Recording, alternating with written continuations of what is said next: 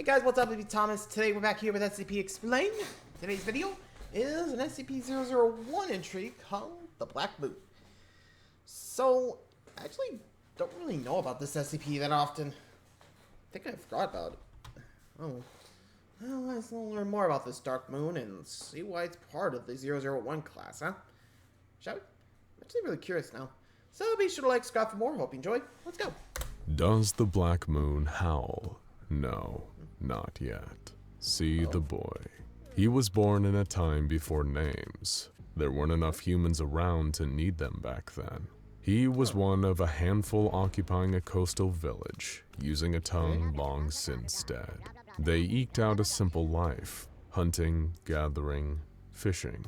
The only thing on most of their minds was surviving to see the next sunrise. Yes, a simple life, free of complications. Until the hermit appeared. The boy would remember this man for eternity. Haggard and thin, skin weathered by time and pain. A man that, emaciated, walking with a long, gnarled cane that honestly looked healthier than he did, shouldn't be alive. Even the boy, who had scarcely seen beyond the bounds of his village, knew that the hermit was unnatural, an aberration, an anomaly.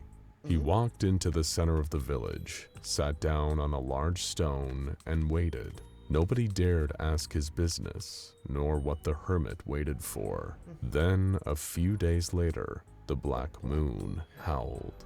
The boy saw the village's youngest hunter freeze one evening while out on a walk. Not simply stand still, but freeze. Then, for an instant, he became solid black, a coal statue, and as soon as he'd changed, he was gone, obliterated. Not a trace of him remained. Such is the power of the Black Moon. It can make any conscious being disappear in an instant, turn black, then wiped from our plane of existence, never to be seen again.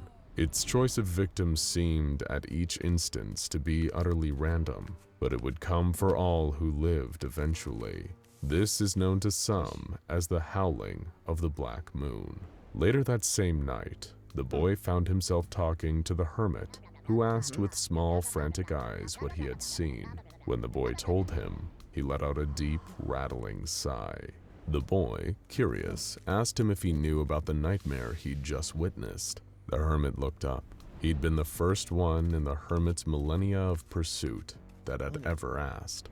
In that moment, he knew that he had found his successor in the hunt for the death of ages. The hermit told the boy it went by many names. The Great Finale, the Pale King, but most common of all was the Black Moon. The entity existed beyond the veil of our reality, a creature of pure energy, though nobody could really be sure of its true nature. The hermit had been tracking it, learning about it, and trying to destroy it for thousands of years. And yet it only took him 4 pathetic minutes to tell the boy everything he knew.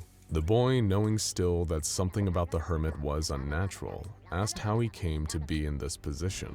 The hermit told the boy he was the counterbalance, a kind of chosen one, destined to face and perhaps even defeat the Black Moon someday. The counterbalance receives a number of truly extraordinary gifts for inheriting the responsibility: eternal life, eternal youth, near physical immortality. But they will be haunted by their purpose, doomed to watch everyone they love die around them, as they continue to hunt their only true equal and opposite, the Black Moon itself. The hermit in his own eyes had failed at his duty. He had grown weary, and now he needed to pass the duty of counterbalance on to another. That other would be the boy. He felt a sudden and profound change, along with the knowledge that nothing would ever be the same again. He was... So I'm guessing the power's transferred over. But hey, at least the hermit probably will be able to move on in peace now, knowing that someone will be able to, take up the job that he couldn't do. My guess is the boy over there would be our administrator, or the leader of our supposed SCP Foundation, I mean, been seen that before. Let's see it. It's no longer just the boy. Now, he was the counterbalance. He watched the hermit give him a slight nod of respect, and then crumble into dust before his eyes. The boy, the counterbalance, looked up at the sky and saw the stars twinkling, so bright and so beautiful. Little did he know his battle with the Black Moon would outlast every single one of them. Does the Black Moon howl? Not without blood. The boy grew into a man as his village aged and then died around him. Decades passed, then centuries, then millennia. Tens of thousands of years watching humanity develop and grow around him as he continued his pursuit of that one elusive foe.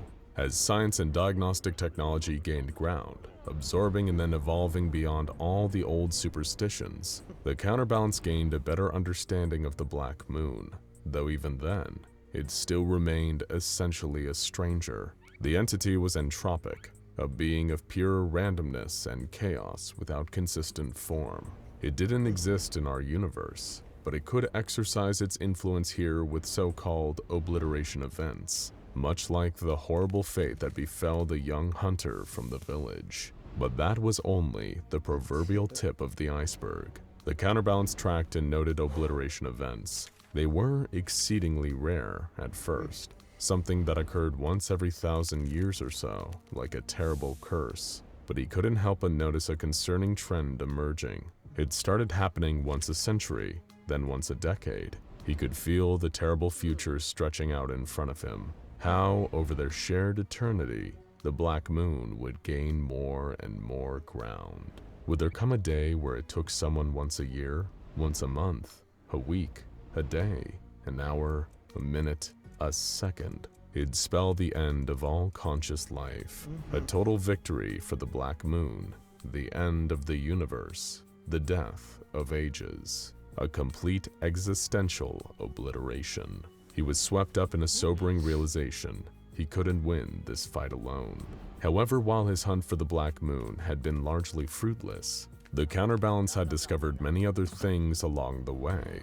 Strange creatures, objects with extraordinary powers, and events that couldn't be explained with rational science. Perhaps something about these oddities, these anomalies, would hold the key to defeating his timeless enemy. And it hadn't just been these objects, entities, and events. He'd also discovered some truly exceptional people on his travels, minds and skills that rivaled even his own, despite his age. Perhaps they would be the ones to help him win. With the 13 most brilliant and trusted people the counterbalance ever met, he decided to form a council. And from this council, they forged and directed an organization dedicated to understanding and counteracting the strange in all its forms, with the secret hope that their search into darkness would yield the answer to the Black Moon's downfall. He called it the SCP Foundation. They would secure the anomalous, contain it, and protect all of humanity from its influence. The counterbalance also took on a new title, befitting of his new role, the Administrator. And even the Black Moon itself was given a moniker, in hopes of robbing it of some of its frightening power. SCP-001. Does the Black Moon howl? Only at the blind. The year was now 1987. The SCP Foundation had been operating for over a century, and thanks to their secret possession of anomalous wisdom and technology, their own advancement was thousands of years ahead of the rest of humanity. While there still wasn't a silver bullet solution to the Black Moon, and its deadly howls were becoming all the more frequent as the decades went on, the Foundation did have some irons in the fire to combat it. Their ability to gather intel on both the entity itself and its obliteration events had improved considerably, thanks to their new global information network. Their top minds were also working on a highly classified device known as the Singular Conceptual Bunker, which may one day come in handy for combating the extra-dimensional entity directly. But the most valuable piece of information they ever gathered about the Black Moon was this: it couldn't howl when it was being watched. The very act of engaged observation defanged it. The problem is, how can you observe something that doesn't technically exist inside your own reality? In order to pull this off, the Foundation would need to get extremely creative. Thankfully, creative solutions to strange problems are the Foundation's specialty. Flash forward to 1993. Enter Dr. Moto, a brilliant young scientist and conceptual engineer working for the SCP Foundation. With the administrator's consultation, he started the Key Project, an arm of the wider Project Oromasdes, the umbrella initiative for using modified anomalous objects in the battle against the Black Moon. The goal of the Key Project was relatively simple. If people couldn't observe the Black Moon directly, then the Foundation could make proxies of the Black Moon that could be observed, almost like a kind of voodoo doll. These new anomalies would only need to satisfy 3 criteria: the inability to operate when being observed, a hostility to conscious life, and the ability to end conscious life of their own volition when not being observed. Through conceptual engineering, a link theoretically could be forged between these objects and the Black Moon, allowing observation of them to stop the obliteration events. However, despite being a good idea in theory, Dr. Moto's efforts were marred with errors and tragedies. One object wasn't deadly enough, simply appearing behind people in a threatening pose when they weren't looking. Another one killed purely through collateral damage, a giant sculpture of a human head that immediately attempted escape by barging through Site-01, the Center for Anti-Black Moon Operations, and killing 19 people in the process. Another one of Moto's objects, a huge black sphere, simply immediately exploded, killing 12 people. And in the most horrific misstep of all, one of Moto's objects caused a mass death event in a nearby hotel, where 142 people were spontaneously incinerated when the object, a series of interlocking stalactites and stalagmites, were left unobserved for 0.2 seconds. Almost all of Moto's objects were terminated in the aftermath, either being too useless or too dangerous to keep around. The young scientist felt a deep shame, but forged on. He made one truly brilliant creation that satisfied all the criteria: a sculpture, incapable of moving while being watched, but would snap the neck of the nearest conscious entity if it left unobserved for even a fraction of a second. Its relatively minimal killing left it easy to contain without causing mass deaths, and despite all of the other deaths that had sadly occurred during the Key Project, Dr. Moto believed that the lives saved in the long run by stopping the Black Moon's howls would justify the sacrifice. The problem is, the Key Project didn't stop anything. Not long after this, there was the first recorded double obliteration event in Rome, where a young tourist couple had both been obliterated simultaneously. All the deaths in the Key Project had been for nothing. The Black Moon was only getting more powerful. The shame and the guilt was too much for Dr. Moto. He left a note in his office reading, "We've been looking at nothing. I'm sorry, Administrator. I failed you, sir." Moto's corpse was later found in the sculpture's temporary containment chamber. His neck snapped. The Key Project was, in summary, shut down, and its one surviving creation transported to Site-19 in late 1993, where it was designated as SCP-173. Another painful failure for the Administrator. Back to the drawing board once more. Does the Black... Jeez, that's tough. Like, they tried to create a proxy, but it did not work. So close. Anyway, moving along. Moon howl? Not while the stars shine. Millennia stretched on. Almost everyone died except the Administrator thanks to his gift, or perhaps curse, as the counterbalance to the Black Moon. Science marched on. The SCP Foundation marched on. But all this progress, all this power, was nothing against the incomprehensible influence of SCP-001. The Black Moon was howling more frequently than ever, all the way up to the year 3156, when the Foundation launched the SEEK project under the support of Project Oromasdes. As more and more people were wiped out in frequent obliteration events, the Administrator became painfully aware that perhaps the answers to the Black Moon problem wouldn't be found on Earth. Using state-of-the-art technology, with a little help from the anomalous, the SCP Foundation began work on an autonomous spacefaring vessel that could search the stars for the key to the Black Moon's destruction. It was an awe-inspiring creation. A huge craft powered by artificial intelligence, with a universal translator, cryogenic units, and hundreds of autonomous drones to perform more targeted searches. SEEK was waved off into the unforgiving depths of space. The Administrator could only hope that it would come back with worthwhile answers. The first of the 3 notable planets SEEK arrived on was one theoretically capable of supporting human life, except for its brutal and constant blizzards and snowstorms. When Seek's drones were deployed, they did discover signs of civilization based around sentient spherical creatures, but no signs of actual life remained. Records and statues found across the planet seem to indicate that the Black Moon was responsible for the destruction of the planet's civilization, causing so many obliteration events that the remaining survivors went mad from the fear and stress, leading to mass death in the ensuing chaos. The next planet was discovered centuries later, in the year 3499.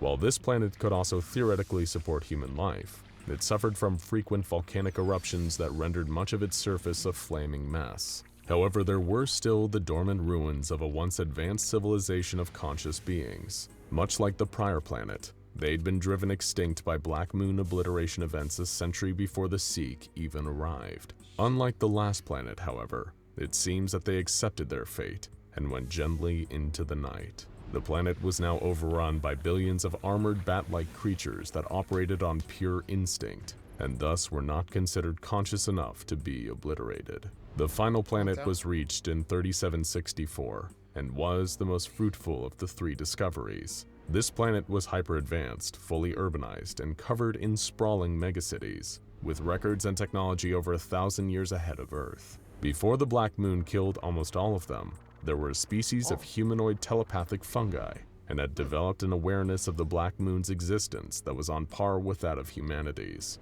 They even had their own equivalent of the SCP Foundation actively working on countermeasures. And most amazingly of all, Seek found one surviving member of this species on the planet, cryogenically frozen. The craft was immediately instructed to collect the survivor and return home for interrogation. The administrator was preparing for what could be the most important conversation since he met the Hermit all those thousands of years ago. Does the Black Moon howl? Only when waning. When the surviving creature, codenamed Sage, was returned to Earth, the administrator was eager to finally speak with it. Like the rest of its now extinct species, Sage spoke through powerful telepathic mind waves, which only the administrator, thanks to his counterbalance abilities, was able to receive at close range without being harmed. Incidentally, it wasn't long until the very fact of the administrator's nature as a counterbalance came up in the mental conversation. Sage could tell, just by being in his presence. They discovered a number of vital truths over their brief time communicating. That Sage's survival had been pure luck, for starters. The Black Moon is still very much capable of obliterating conscious beings in an unconscious state. The administrator also learned that he was merely the latest in an extremely long line of counterbalances across time, space, and species. Though everyone but him had waived this duty, passed it on. Sage had one question to ask the administrator in turn. What is SCB? The singular conceptual bunker being worked on and perfected for thousands of years by now by the Foundation's top scientists and conceptual engineers. The administrator replied, "Victory, but it will take a very, very long time. Specifically, so long that he would see the stars go out around him, one by one." Shocked, Sage asked him what good victory would do him then. Rather than say it aloud, he replied with a thought. Sage paused and said, "I see. How blasphemous of you.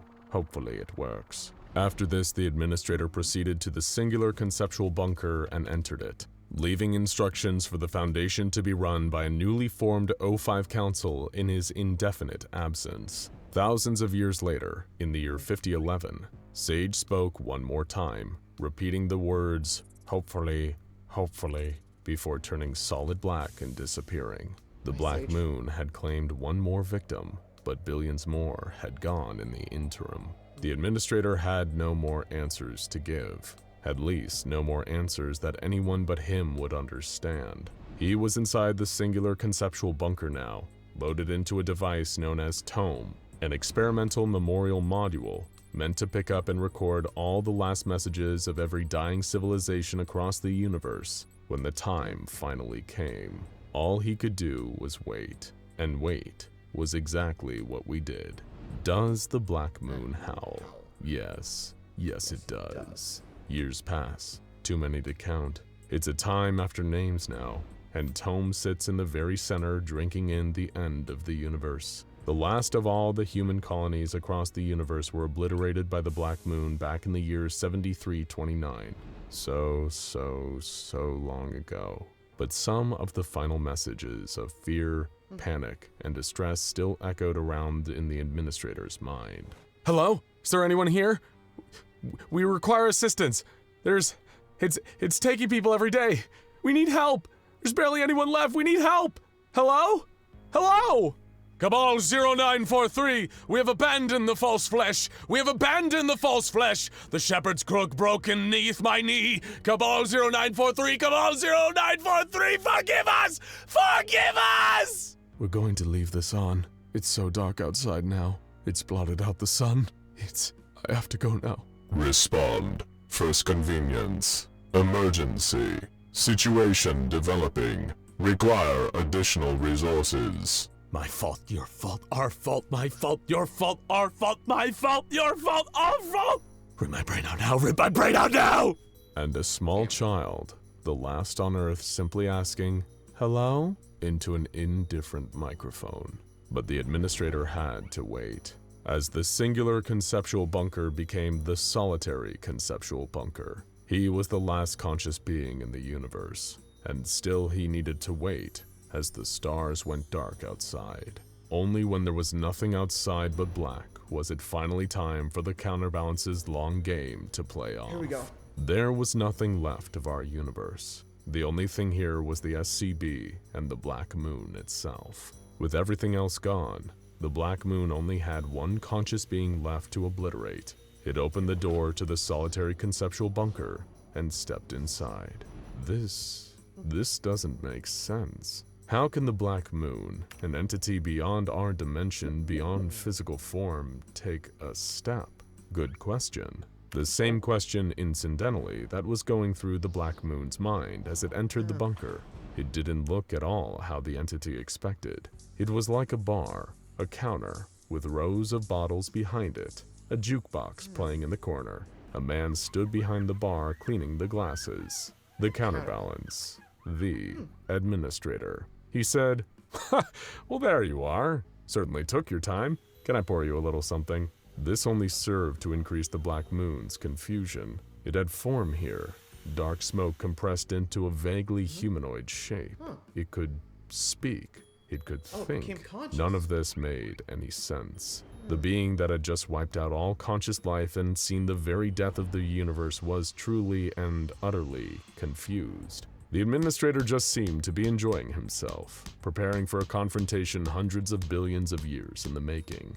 The singular conceptual bunker, or perhaps the singular containment bunker, was a truly ingenious creation. A place of pure ideas, where everything inside was on the same level. Here there were no immortals, no gods, just ideas on the same level playing field. And it was time for the Black Moon's idea to come to an end. It was a trap, and the entire universe was the bait. Without warning, the administrator pulled up a shotgun from underneath the table and unleashed both barrels into the Black Moon's chest. The creature took the hit and fought back, dragging the administrator to the ground, beating him, strangling him. He could feel the light fading under the monster's relentless assault, until he managed to get his desperate hands on a glass ashtray. He beat the monster over the head with it until its grip loosened, and he was able to slide out. There, the killer of the universe was on the ground before him. He grabbed the monster, held it in place, and beat it to death. He was gravely injured by the battle, but the Black Moon was no more. Here in the singular conceptual bunker, he had won. The administrator, no longer the counterbalance in the absence of the Black Moon, hobbled over to the jukebox, produced a single beautiful coin from his pocket. He pushed the coin into the slot, wheezed a pained breath, and said, "The thing is, this place is only information. There's nothing else out there. Not even matter. The universe closed its doors a long time ago. But this place can go from information back to matter with just the press of a button. Let's see what happens when we introduce something to nothing." For a second it looks as though he might fall, but he doesn't. Instead, he slams the button on the jukebox, and with a relieved laugh says, "Let there be light." And there was light. Now go check out. Well, looks like he managed through. Good job, administrator. You got him. Finally beat the Dark Moon. Good job, man. Anyway, hope you guys enjoyed that video. Till next time, like, subscribe for more. See ya.